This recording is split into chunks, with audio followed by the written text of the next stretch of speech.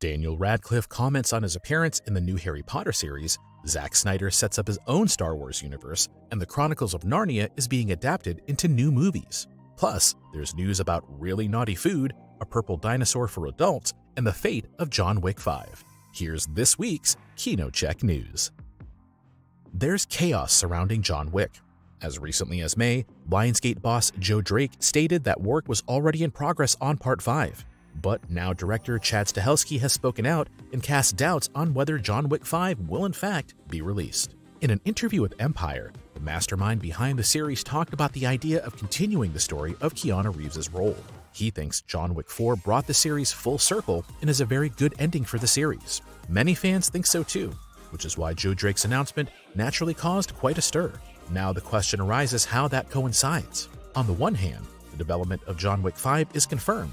On the other hand, the director of the series apparently knows nothing about it and is actually of the opinion that there is no need for a fifth part. But that doesn't mean another sequel is out of the question. Stahelski adds in the interview that he's excited to give it a try despite everything, just to see if they can pull it off. However, he does not have a concrete idea for it yet. Regardless of whether John Wick 5 ever becomes a reality, fans will get a follow-up either way. On September 22, 2023, the three-part sequel series, The Continental, From the World of John Wick, will be released on Peacock, followed next year by the spin-off film Ballerina starring Ana de Armas, including an appearance by Keanu Reeves. Watch out, things are getting naughty. Seth Rogen's Sausage Party is becoming a series. In 2016, the animated movie was the first of its kind to receive the notorious R rating in the United States, for adults only. As the comedy legend has now revealed, the series is set to take things to the next level. Sausage Party Foodtopia will comprise of 8 episodes and take viewers back to the kinky supermarket. It was obviously an important concern for Seth Rogen to warn more critics and viewers in advance that some of the scenes will be really intense. Rogen literally calls the series incredibly shocking and talked in an interview about one particular scene that will be the subject of much discussion after the release. For this scene alone, Amazon Prime's PR team is said to have had a screening of their own just so they know what they're in for. Already in the previous film, there had been a scene that later caused a sensation, as it involved a humorously interpreted sexual assault.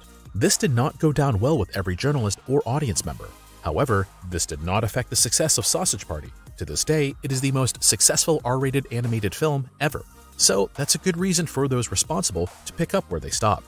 As Rogen and his colleague Evan Goldberg announced, they put just as much heart into the series, but even more jokes and culinary intercourse than before. The release date for Sausage Party Foodtopia is planned next year, and we're curious to see how far Rogen and Goldberg will actually go in the end. Harry Potter is returning in the form of a series, but what about the former main actors who became world famous with the 8-part film series? Daniel Radcliffe has now broken the silence and announced how things actually stand regarding his potential return. Since the release of the video game Hogwarts Legacy earlier this year, the wizarding world seems to have entered a new phase. The success of the game probably also played some part in the fact that the new Harry Potter series was announced a few weeks later. In an interview with comicbook.com, Radcliffe commented for the first time on the rumors that he would be part of the series and would once again take on the role of the eponymous wizard. As far as he knows, those responsible are trying to make a fresh start with the series. He wished those responsible the best of luck and looks forward to the torch being passed, without his direct involvement.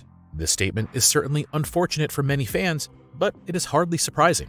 After all, both Radcliffe and his colleagues Emma Watson and Rupert Grint have made great efforts in recent years not to be reduced to Harry Potter anymore. This in turn will make it all the more difficult for the people in charge to get the numerous Potterheads excited about the new series without the well-known actors. After all, it's not just about another story, like an adaptation of the play The Cursed Child, but a retelling of the well-known original books, which is undoubtedly a difficult task to undertake.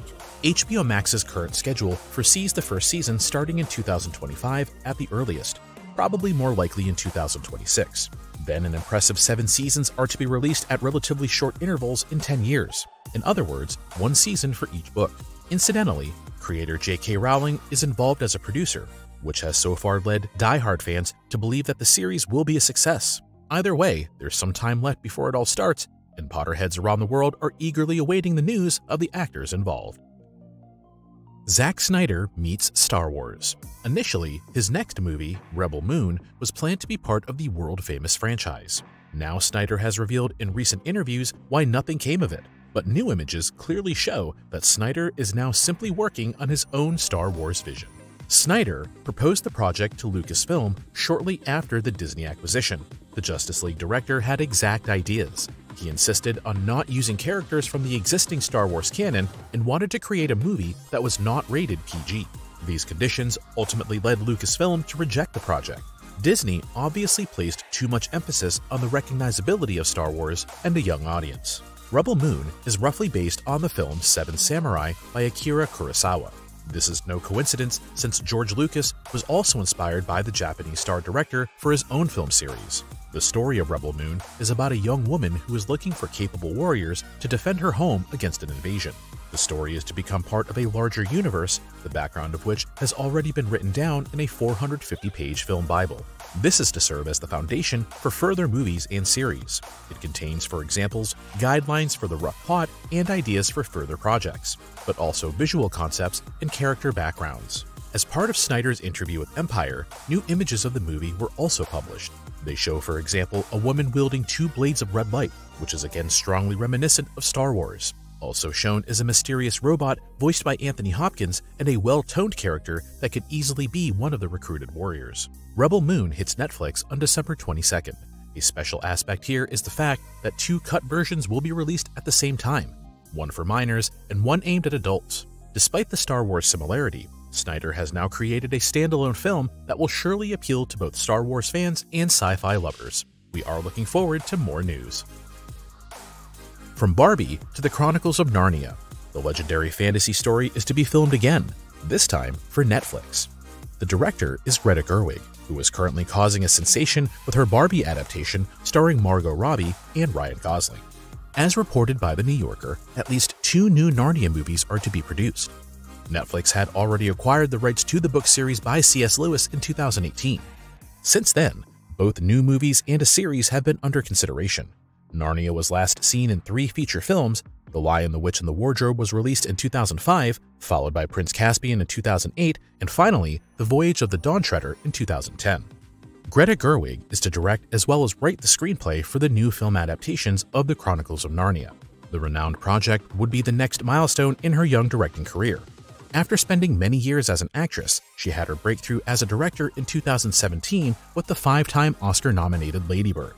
The literary film adaptation Little Woman soon followed in 2019, and at present, Barbie seems to be a huge hit. Will this success carry over to the Netflix adaptation of the Chronicles of Narnia? We'll keep our eyes and ears open for you to find out more about the project.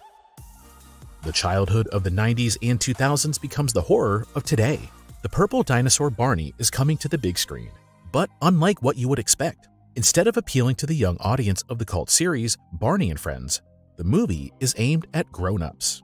Daniel Kaluuya is known to many as an actor from Get Out and Nope. In an interview with The New Yorker, he spoke with his unconventional idea for the new movie in his role as producer. He literally said he wanted to address the fears of the millennials, the generation that grew up with Barney's children's series. So, the focus is on the issue of today's 30-year-olds and their disenchantment with many things in life. The new Barney movie is supposed to be downright surreal and inspired by the works of Charlie Kaufman and Spike Jonze.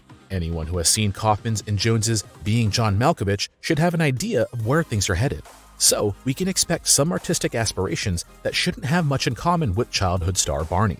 However, an R rating is not being actively targeted.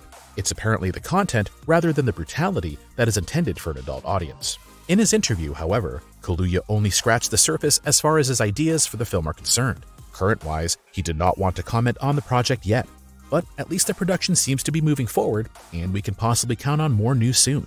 By the way, if you prefer to see the childish side of Barney, you can look forward to the release of a new animated series produced by Mattel next year. Well, that's the news for this week. What do you think? Can Zack Snyder compete with Star Wars? Do we need any new Narnia films? And will the Harry Potter series be a success? Let us know in the comments. If you want to continue watching more content, take a look at our latest preview of the new Captain America: Brave New World movie. Thanks for watching, and see you next week for more KinoCheck news.